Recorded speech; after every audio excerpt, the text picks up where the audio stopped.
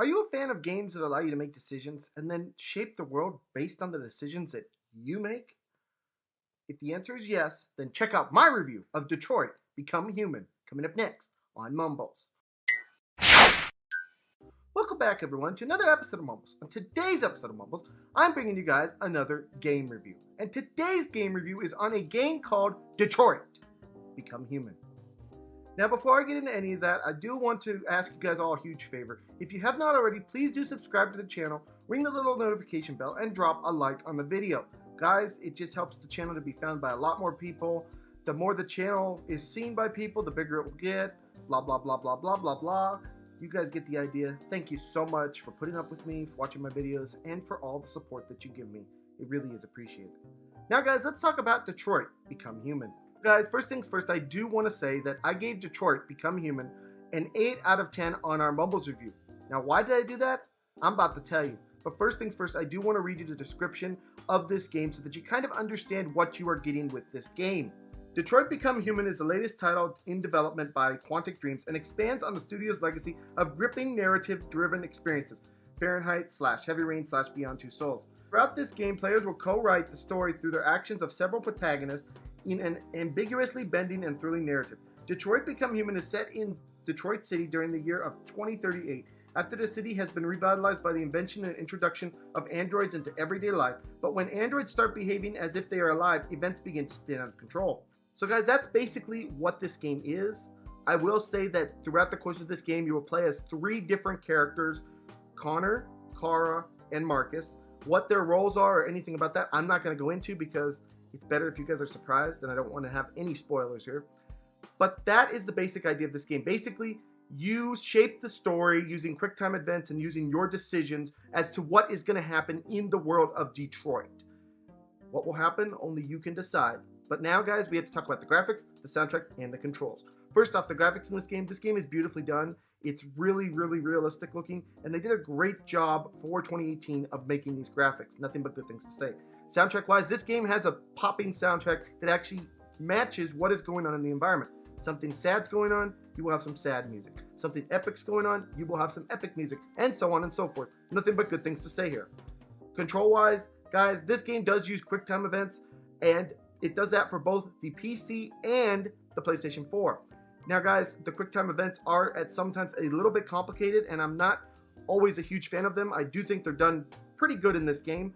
But with that being said, the controls can be a little bit complicated at some times. So please do be aware of that. So guys, now let's talk about the gameplay. Guys, there's really not much to say here that hasn't already been said, but I will repeat it just for the sake of doing it. This game is very much an interactive gameplay.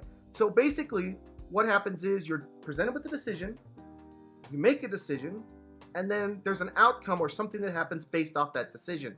Unlike Mass Effect 3. I'm sorry I had to go there, but you know what I'm saying. So that's what this game is. That's all the gameplay is. You do have some button presses and things like that, but there's not really any other gameplay than this. It's very much a narrative story where you're just kind of building a story around these 3 characters. Guys, I will go in a little bit into the story. This story basically just tells the story of androids and their struggle to become recognized. So, you know, they become self-aware and stuff, and they want to be basically humans. So will they be able to do that? How will they go about doing that? That's something only you can decide.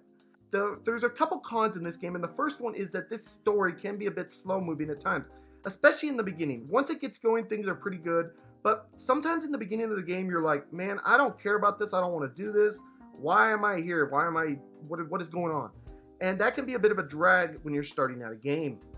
My second con is that this game is open to a lot of interpretation. There's a lot of different themes that play out in this game. Some are good, some are bad, and some of them aren't expanded on very much at all. And this can be a turnoff to some people because it does touch on some very serious subjects, and it kind of leaves those serious subjects open to interpretation. Now, I'm not saying that's a good thing, I'm not saying that's a bad thing, but I'm just presenting it as it is a thing. Now, my final con is that I do feel like the ending could have had a little bit more oomph to it. Guys, when I played through this, I felt like the ending was a little bit rushed in a way, and I felt like there could have just been a little bit more story added on to it. I'm not downgrading it a whole lot for that, but it is a con nonetheless. So guys, it is for all these reasons I gave Detroit Become Human an 8 out of 10. Guys, this is a fantastic game. I know this review is coming out quite a bit late as opposed to other reviews that I normally do, but I finished this game up and I was like, this is a game I need to do a review on. People need to hear about this game. Guys, if you're a lover of games that have decisions in them that can shape the world based on those decisions, that have a very good story and that really can tug on those heartstrings at times, this is the game for you. Detroit Become Human does a lot of things very, very, very well. And this is one of those games that I was able to sit down and really just play without ever putting it down. So I have nothing but good things to say about this game. With that being said, for some people, this game will not be good. People that do not like slow-moving, story-based games like this are not going to like this game. So do be aware of that. 8 out of 10 because of the few cons that I mentioned, but overall a fantastic game that I can do nothing but recommend.